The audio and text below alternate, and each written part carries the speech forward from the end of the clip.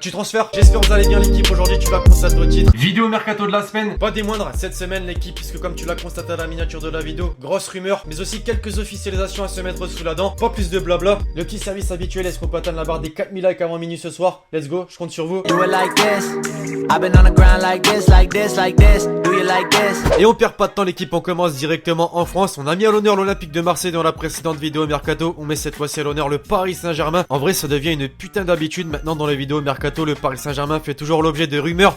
Et cette semaine, pas n'importe laquelle l'équipe, étant donné qu'Ousmane Dembélé, auteur d'une saison très décevante avec le FC Barcelone, suite à ses blessures, son comportement qui n'a pas toujours été très professionnel, mais aussi ses performances sur le terrain qui ont laissé les dirigeants barcelonais assez hésitants. Après plus de 100 millions d'euros investis lors du mercato estival dernier, il y a en réalité très peu de chances que le club catalan le laisse filer. Mais ces chances, justement, sont provoquées notamment par l'arrivée d'Antoine Griezmann, qui risque de se concrétiser au mois de juillet. Oui, parce que le buteur français a fait savoir qu'il donnait sa décision juste après la Coupe du Monde au mois de juillet. Mais aussi, sans compter, on peut le dire, l'arrivée de Coutinho l'hiver dernier, qui va aussi avoir des conséquences pour Ousmane Dembélé. C'est donc pour ça, en outre, que le PSG va tenter le coup. Et selon The Mirror, le média anglais, cet engouement commencerait justement à titiller les dirigeants du Barça, qui selon la presse espagnole, justement, sont désormais disposés à écouter les offres qui dépasseraient les 100 millions d'euros, soit la somme déboursée pour le faire venir l'été dernier. Alors bien sûr, pour l'instant, rien de concret, puisque le joueur français a fait savoir qu'il ne voulait absolument pas quitter le Barça, même si décision contraire de ses dirigeants, c'est pas lui qui aurait la main mise.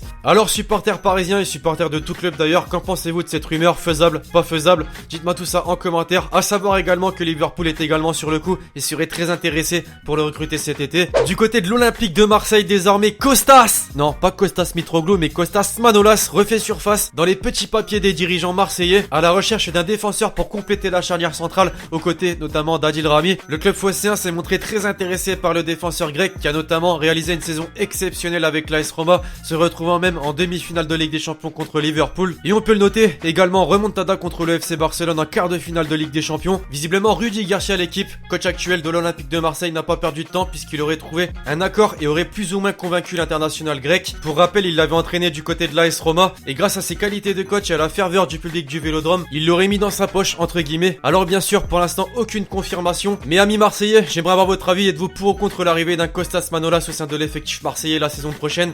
Bon, mauvais choix? Dites-moi tout ça en commentaire, mais à ne pas oublier qu'après une telle saison, il est également dans les petits papiers de grands européens comme Chelsea, le Borussia Dortmund ou encore la Juventus, et il est sous contrat d'ailleurs jusqu'en 2022. Autant dire qu'il va vraiment falloir être le premier parmi ces clubs pour se l'arracher. En Espagne désormais l'équipe, s'il a bien un sujet qui est relayé par la presse espagnole mais aussi mondiale ces derniers jours, c'est bel et bien celui de Zinedine Zidane qui a annoncé son départ du Real Madrid et ne sera donc plus à la tête du club espagnol la saison prochaine. Suite à cette grande surprise, justement, qui pour le remplacer à la Maison Blanche? Eh bien visiblement il y a un nom qui revient très souvent et qui a été relayé dans la presse cette semaine, espagnole comme mondiale, c'est celui de Pochettino, qui malgré avoir signé un nouveau contrat avec les Spurs n'a pas de quoi décourager le club espagnol, puisqu'on apprend qu'il est devenu une priorité pour Florentino Pérez et les dirigeants du Real Madrid. À l'âge de 46 ans, il sort d'une plutôt belle saison couronnée d'une 3e place de Première Ligue avec Tottenham, et malgré sa récente prolongation, il n'a pas perdu de temps pour sortir du silence et dire de quoi il pensait de cette rumeur en conférence de presse. Je cite: quand le Real Madrid t'appelle, tu dois l'écouter, même si dans ce cas ça ne dépend pas de moi. Je viens de signer un contrat de longue durée avec Tottenham et je suis très content ici. Je me sens très bien à Tottenham parce qu'on me laisse travailler et on grandit tous ensemble. Maintenant, je veux me concentrer sur la préparation de la saison prochaine et me tenir un peu à l'écart de tout ce qui est en train de se dire. Fin de citation. On a donc du mal,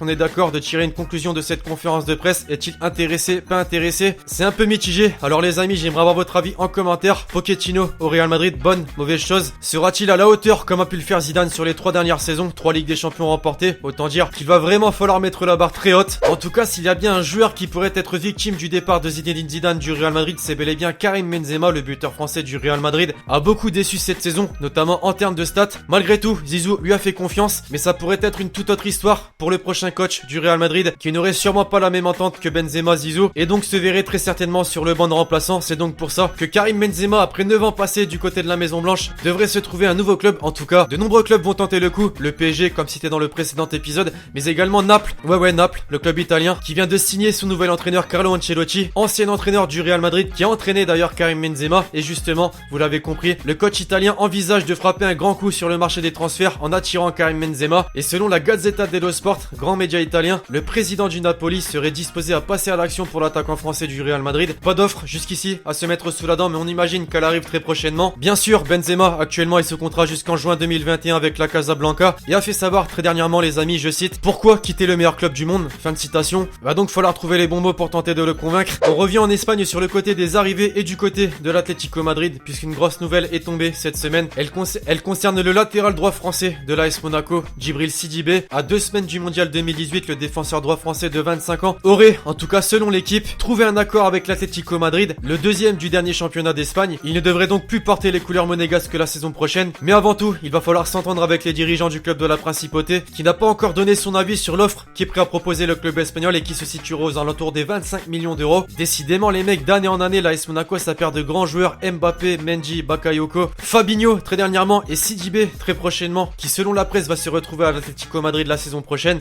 Alors supporters monégasques, content, pas content? Trouvez-vous d'ailleurs, les mecs, qu'il a le niveau pour évoluer chez le vainqueur de la Ligue Europa 2017-2018? Dites-moi tout ça en commentaire. Pour en terminer avec les rumeurs de la semaine, l'équipe, on se dirige du côté de l'Angleterre, plus particulièrement du côté de Manchester City, à la recherche d'un milieu défensif depuis des mois. Pep Guardiola avait coché pas mal de noms dans sa liste, comme notamment celui de Fred qui évolue au Shakhtar Donetsk, mais aussi celui de Jorginho qui évolue du côté de Naples. Au final, on s'est aperçu que le coach espagnol semble avoir lâché l'affaire concernant le Brésilien, mais par contre, pour ce qui est de l'international italien, c'est une toute autre histoire. En effet, selon la presse, le joueur de 26 ans devrait rejoindre les Citizens dans les prochains jours, puisqu'un accord a été trouvé entre le club anglais et le Napoli pour un transfert d'un montant de 50 millions d'euros. Il signerait donc un contrat de 5 ans avec le club anglais et toucherait par ailleurs un salaire de 4 millions d'euros par saison. Après Fabinho comme premier gros transfert de l'année, on pourrait donc en voir un deuxième dans les prochains jours. Alors qu'en pensez-vous? Bonne, mauvaise chose pour Manchester City? Dites-moi tout ça en commentaire. Et enfin, pour terminer, on a eu les Sky Blues de Manchester City, on a désormais les Reds de Liverpool, qui n'en a visiblement pas terminé de renforcer son effectif pour la saison prochaine après le milieu de terrain, le poste de gardien. D'ailleurs, va check mon précédent épisode Mercato si tu ne vois pas de quoi je parle. Mais désormais le secteur offensif, puisque depuis quelques semaines, on l'a compris, le club anglais et Jürgen Klopp se dit très intéressé par Nabil Fekir. Après une superbe saison du côté de l'Olympique Lyonnais, 23 buts, 8 passes décisives en 40 matchs de compétition confondus,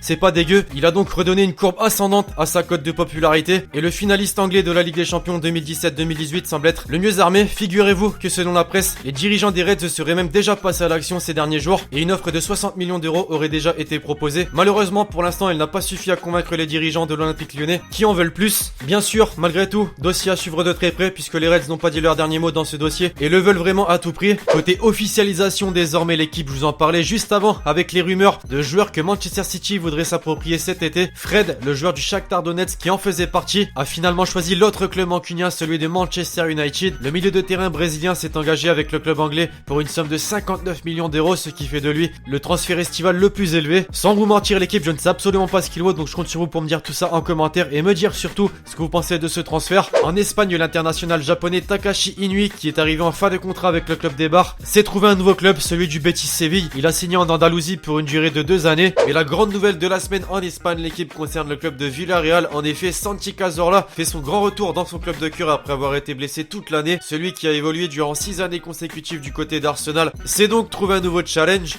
En Italie, c'est le club de Genoa qui étoffe son effectif cette semaine puisque le latéral international italien Domenico Cricito a refusé une prolongation de contrat avec son club russe du Zénith Saint-Pétersbourg et a donc décidé de faire un tour en Italie chez le 12e de la saison en Serie A. Et enfin, pour en terminer avec les officialisations de la vidéo, on se dirige en France, plus particulièrement du côté du Stade Rennais qui a engagé le milieu de terrain suédois Jacob Johansson, âgé de 27 ans. Il était en fin de contrat avec le club d'AEK Athènes et s'est donc engagé pour une durée de 2 années. Enfin voilà l'équipe, la vidéo mercato de la semaine est désormais terminée. J'espère vraiment que vous l'aurez kiffé. Je compte sur vous si c'est le cas pour me péter cette barre de like. Je compte sur vous également pour me balancer vos avis sur les différentes rumeurs et officialisations citées dans la vidéo d'aujourd'hui. Et donc d'ici là, je vous dis à la prochaine pour une nouvelle vidéo. C'était Alexis.